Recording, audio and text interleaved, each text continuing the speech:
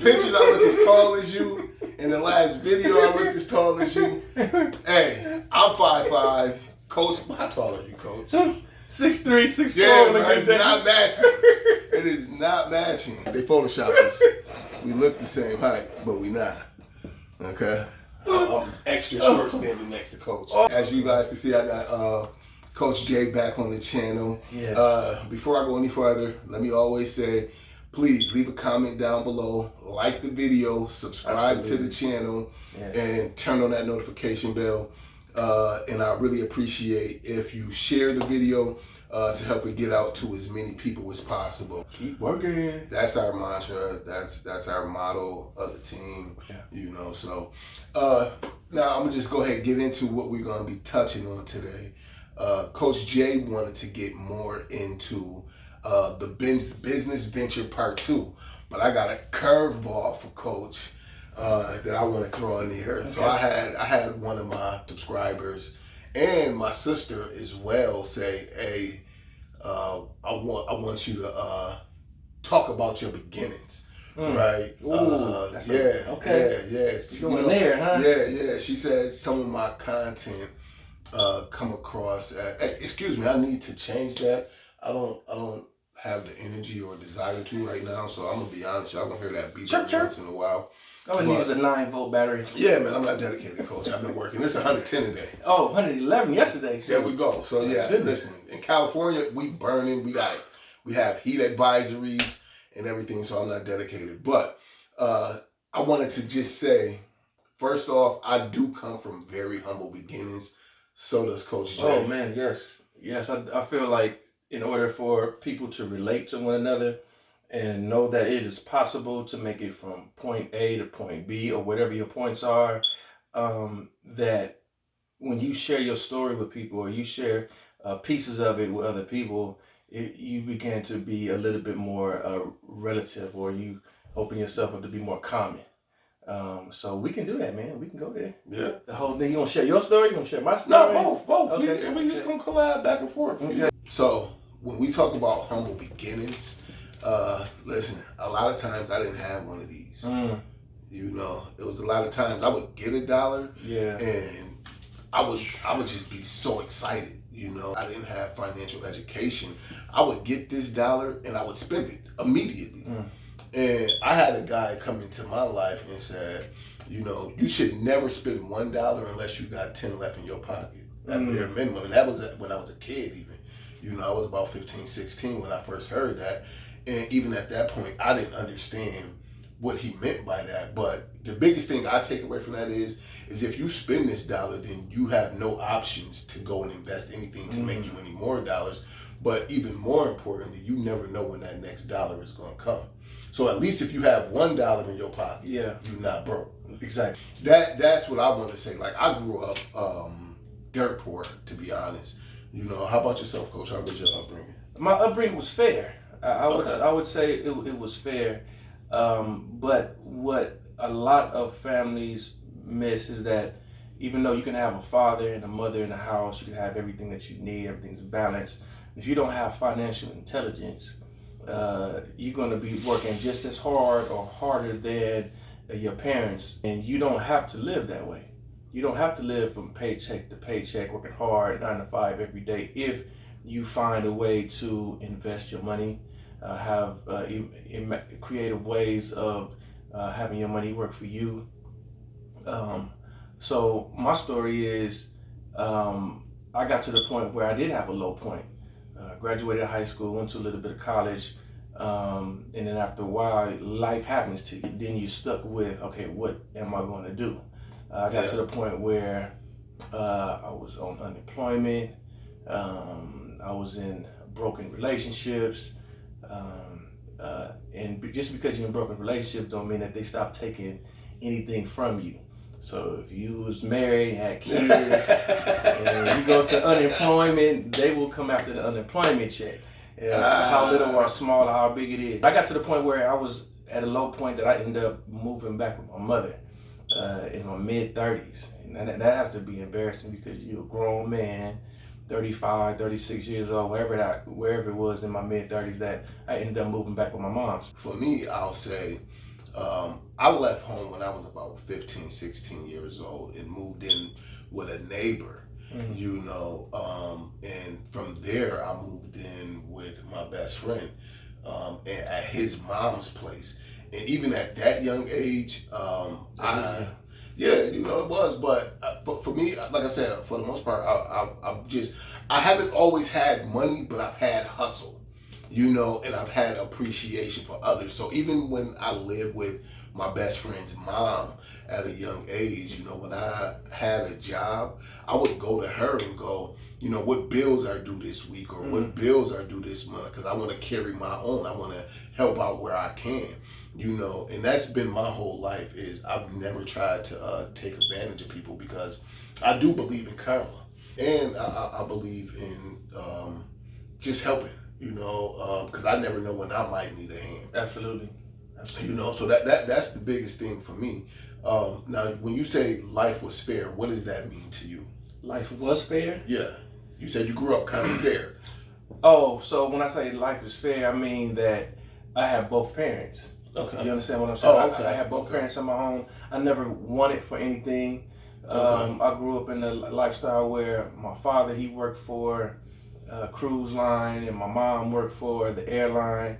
So every chance that we got during the summer, I got to travel in different places to see different things, explore a lot of different situations. But that came with a cost. At that point, mom and dad had jobs. They was working, so they had the ability to do that. Yeah. But when you grow up, you're not thinking that, for me, I wasn't thinking that that everybody wasn't experiencing that. It was so normal growing up that you would think everybody else is experiencing the same thing. I wasn't experiencing that, coach. But that's how narrow-minded I was, That's how our kids live now, actually. We've worked ourselves into positions where our kids don't know what it means to miss a meal, where our kids don't know what it means to go without, the bare essentials, just the basics. And like I said, so we grew up in polar opposites, where I slept on the floor, up until I was probably 13, 14, and I moved out into a neighbor's home, and I finally had my own room and my own bed. And to me, that was amazing, and it was actually weird, because I grew up a large part of my life, going from home to home, or family member to family member, I should say, and I never had my own room or my own bed. And these type of things, maybe for a short stint here and there, but I never had my own room. So it was a great experience for me, and I think that's what gave me the drive and the motivation to keep working, hence the shirt, to keep that lifestyle. Like, once, it's called lifestyle inflation. Once you get a taste of a certain level of life, you not only want to maintain that lifestyle, but you still have the appetite for more. And I've never had an appetite for complacency, and unfortunately, a lot of people do.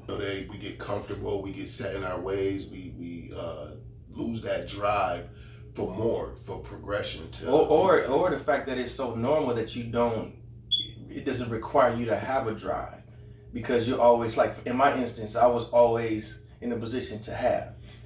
So you blinded kind of to the fact that one day you're going to have to do this for yourself, or if you don't have drive, you won't be able. So I wasn't really in a place where it was forced on me to have to get money, or I have to be in a position where I'm taking care of myself. Until later on in life, life woke me up. I got to the point where I couldn't fend for myself, or I didn't have anything, so I had to really dig within myself and figure out what it was or what it is that I like to do. I think your passion is connected to whatever that drive is. For me, that's what it was. I got to the point where I had to do a lot of introspection. What do I mean by that? Well, I had to look at myself and basically look at how my life got to this point, or to that low point.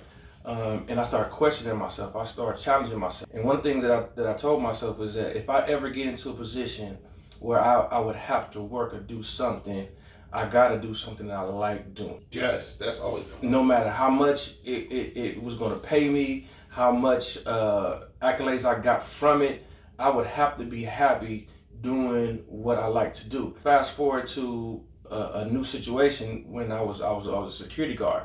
So I was a security guard working at the airport, and this is at a point where I was just trying to make it, just trying to go from check to check, trying to take care of kids, do whatever I needed to do.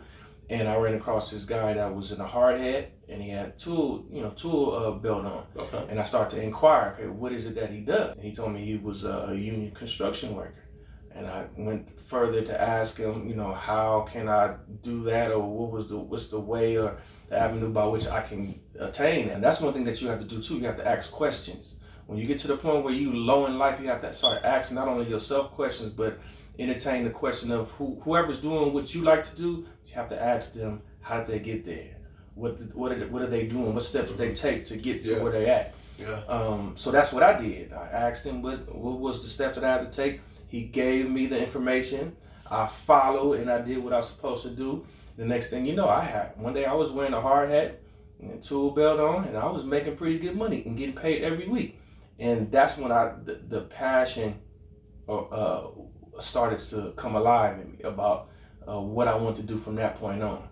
I said, from that point on, whatever this is, I gotta get to the highest level of it. So great story, Coach. Now, what I want to ask you is, you told me that you did a little looking into your background, right? And I don't even want you to go so deep into this, but you said once you got into this field, that you did a little digging into your background, and you found out that was a part of your history, like your grandfather did this, or... Yeah, so when I got into construction, and then I told my mother what I was doing, my mother was inclined to tell me that my great-grandfather was a person who built. Not only did he build, he was a farmer. He was all kind of different things that added value to his community. So if it was building a church, he was involved in building the church. If it was being a farmer and being agriculture or dealing with food, he was, he knew how to farm. Okay. So he did a lot of things with his hands. How did that impact? I had mixed emotions, because if my mother would have told me sometime like in high school or sometime around that way, then I could have even looked in that direction. But what happened was, over time, I started to find out that I was good with my hands. I was good with putting things together or building things or even cooking. Or I found out that I had a knack for put them big ass hands up, man. My apologies. My apologies for my language. Coach I got fat hands. Coach got big and long hands. Well, these hands, these hands right here, God blessed me with the ability to put things together. If it's building, if it's cooking, whatever, and gave me the intelligence enough to know how and be creative with, building and using my hands, man. Okay. Good question, by the way, man. No. So with that being said, I'm just going to piggyback on that and say the reason I got into the healthcare field is, well, I tried the construction shit, man. I tried that. It's not for everybody. No, it's true. It's not for everybody, right? Yeah. But I work in healthcare, so taking care of people isn't for everybody either. Absolutely. I can't stand blood. I can't stand seeing my own blood, man. Oh, that's the least, man. I deal in pee, poop, vomit, coronavirus. Can't stomach it, man. I enjoy what I do. But I was just saying that to say two things. Okay. One, I got into the healthcare field because my best friend's mother was in the healthcare field, right? And when I tried doing this construction thing, it just wasn't working for me, man. That working with wires and stuff. I had my hands rough and stuff at the end of the day. And I was just like, I can't rub on the ladies with these rough hands, man. No, I'm being honest, Coach. I was young. They have lotion, man. No, I was young, bro. I got you. I come from, you don't have lotion. And if you do, you got the Dollar General or Family Dollar lotion. That's just water, Coach. They ain't soothing no skin. It just go right over the top. That's it. And you're going to still be ashy. That's a fact. That's another important reason to know your history. Yeah. Right? And to inquire about your history as young as possible. That's good stuff. You're right. Absolutely. You know, because like you said, when you were older when you went and talked to your mom about it and found out about your history. Yeah. Whereas if you would have inquired about your history, or your family you had the type of family which a lot of times in the black community, black and brown communities, we don't always we're not always forthcoming with the history of what our family members did in the past. It's a cultural thing. It's a cultural. So if you're disconnected from your culture and your traditions, a lot of times those stories don't follow you, or they're not told to you. So I think that has a lot to do with finding out what you like, who you are, and being able to advance a lot quicker than figuring it out. Yeah. So like I said, I just wanted to really make this video just to say neither myself nor Coach come from, like, even though he had a good upbringing, Coach, you didn't come from a bunch of money.